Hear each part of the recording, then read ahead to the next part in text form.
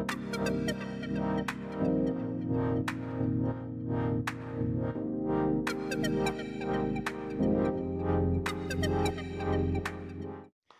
pri našom druhom podcaste s názvom Kysucké nové mesto, nové perspektívy.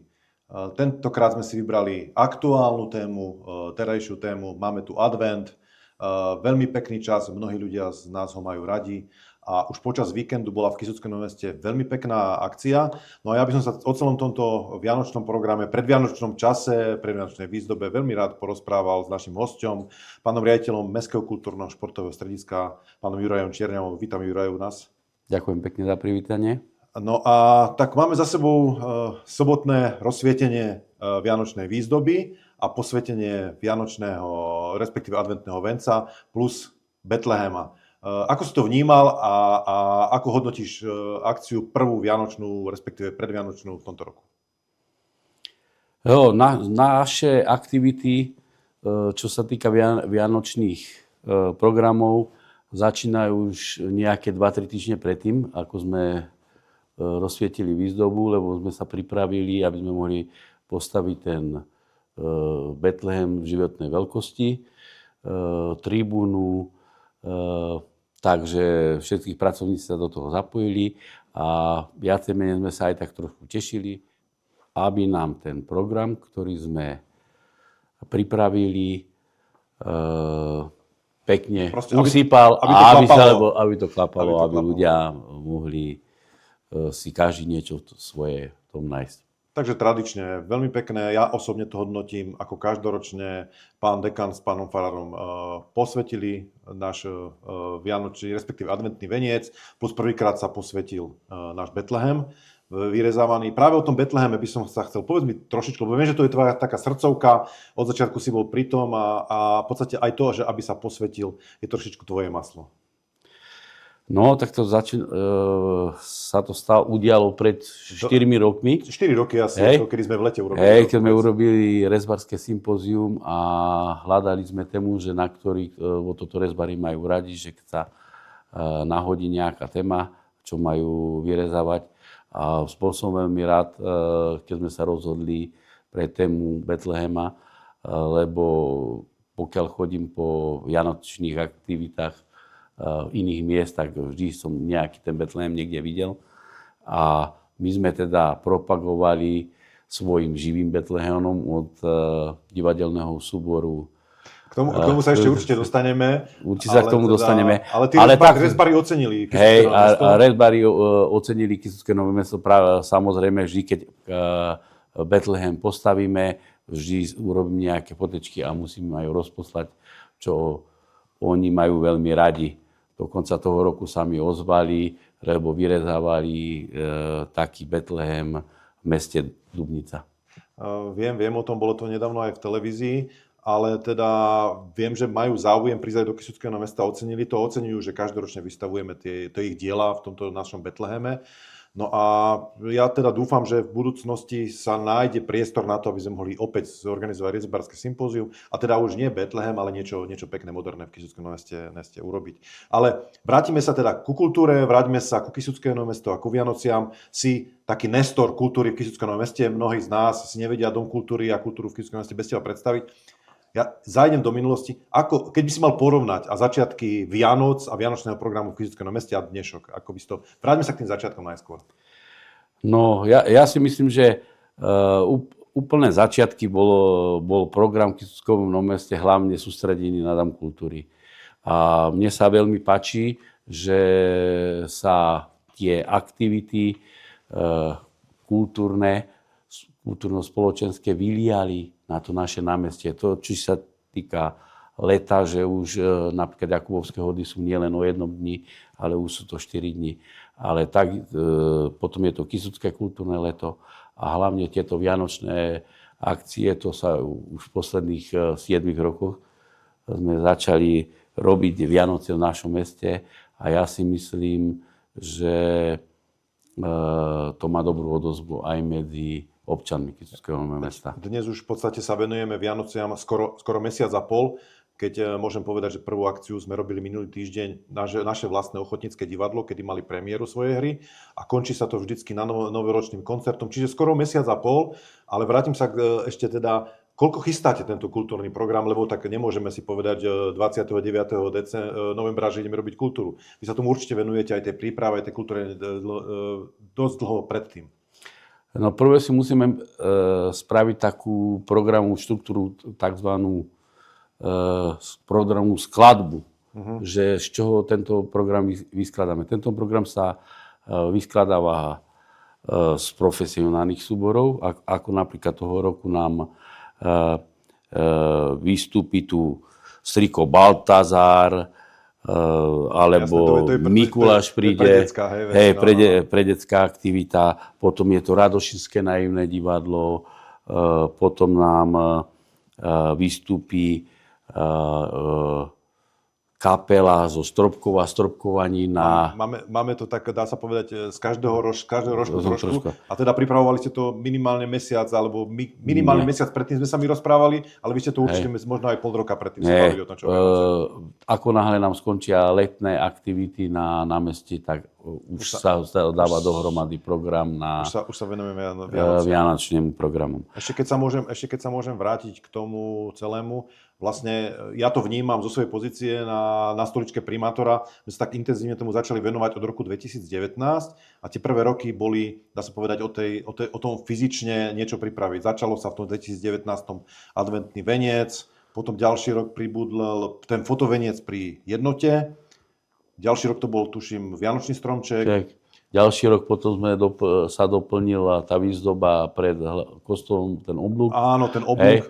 A potom to pokračoval presne ten Betlehem v životnej veľkosti. Áno, a vtedy sme si povedali, že nie je všetko o materiálnych veciach, ale vtedy sme si povedali, že poďme trošičku aj do tej kultúry sa uberať. No a odtedy myslím si, že sme doplnili tú našu veľmi peknú výzdobu v Kysuckom Námeste aj o kultúrny program a to aj vďaka tebe a tvojim ľuďom. Myslím si, že dobre zostavené. Videli sme, minulý týždeň bola ten náš ochotnícky súbor, fantastická premiéra. V sobotu sme rozsvietili respektíve vianočnú výzdobu.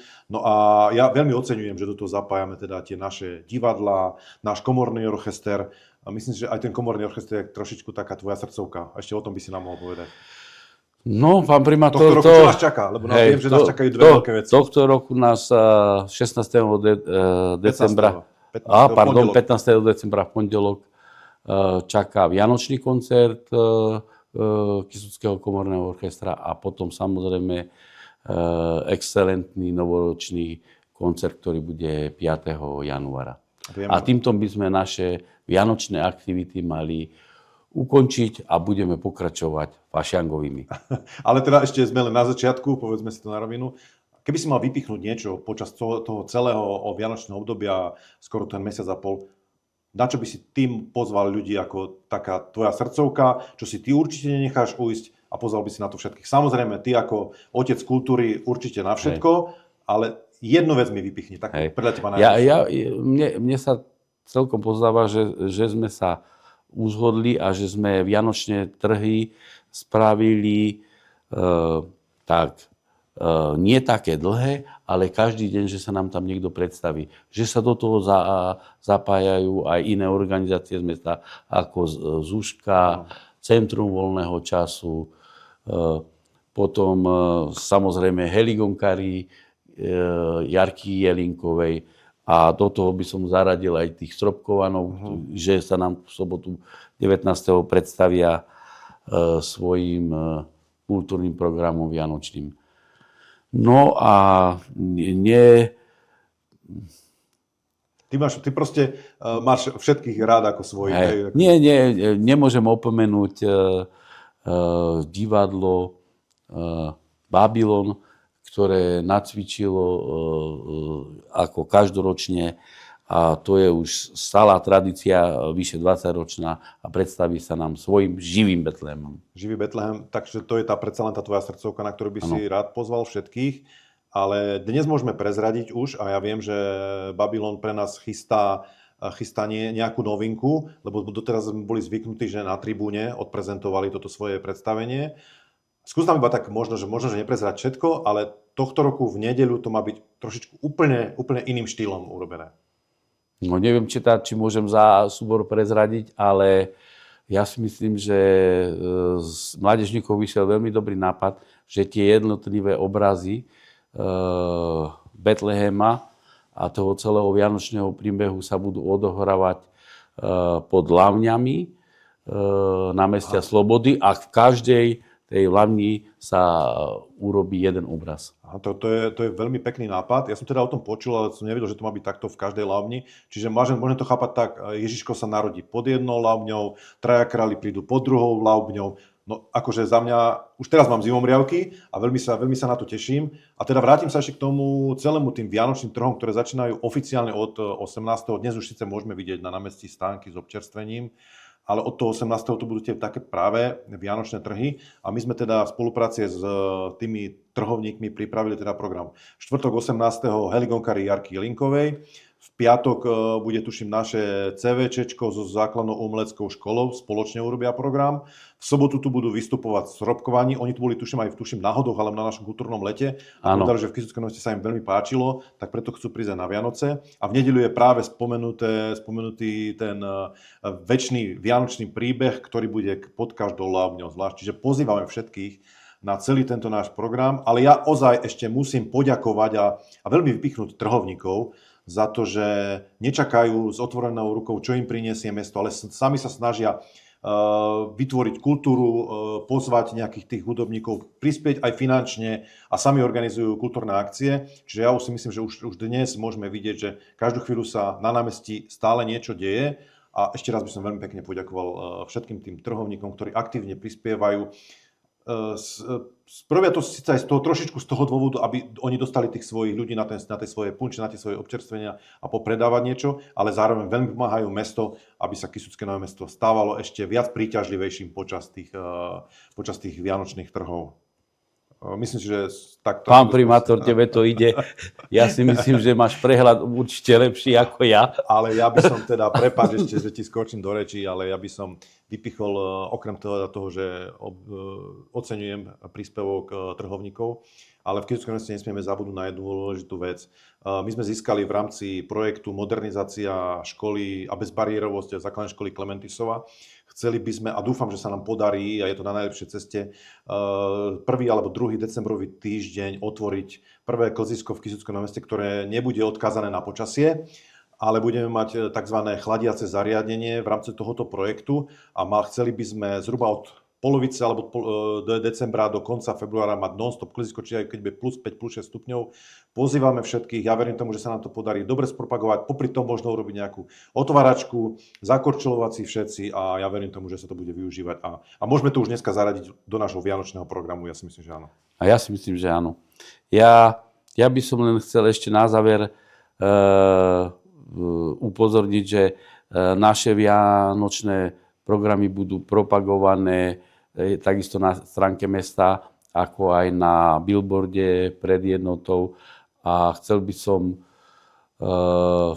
poprosiť ľudí, aby si vždy všímali, čo sa týmito Vianocami chce povedať.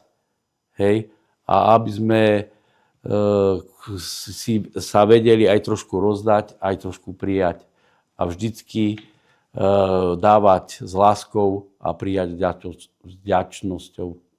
Ja teda fakt veľmi pekne oceňujem, že si to skôr ukončil, ako som sa ťa na to opýtal, ale ďakujem veľmi pekne za želanie pre všetkých občanov Kysuckého Nového Mesta. Ale myslím, že to patrilo nielen občanom Kysuckého Nového Mesta. Áno, ja si myslím, že to patrí všetkým. Ešte malá pripomienka, mne sa veľmi páči taká svätá vianočná omša, ktorú poriadajú dámy zo Sposy, kde je to určené prioritne pre nejakým spôsobom deti, ktoré trpia rôznymi chorobami, či je to autizmus, alebo ja to neviem osobne pomenovať, našťastie to neviem pomenovať, ale ja mám obrovský rešpekt a naozaj pozývam všetkých, keď zverejníme o tej Vianočnej svätej omši. A vtedy zistíme, že Vianoce sú nie len o o nejakom mamone, o nejakých majetkoch, ale ozaj o tom duševne, byť s rodinou a byť naozaj šťastný za to, že sme tu, že môžeme tráviť tie svoje chvíle s najbližšími. A tým pádom by som sa možno trošičku aj rozlúčil s týmto našim podcastom. Zaželal všetkým pokojné, šťastné Vianoce, aj keď máme ešte nejaké skoro 3 týždne do Vianoc. Ale myslím si, že želaní a prianí šťastia a pokoja v rodine nikdy nie je dosť. A myslím si, že s týmto želaním sa môžeme rozlúčiť týmto dielom podcastu Kysucké Nové mesto, Nové perspektívy. Ďakujem veľmi pekne a šťastné a požehnané sviatky.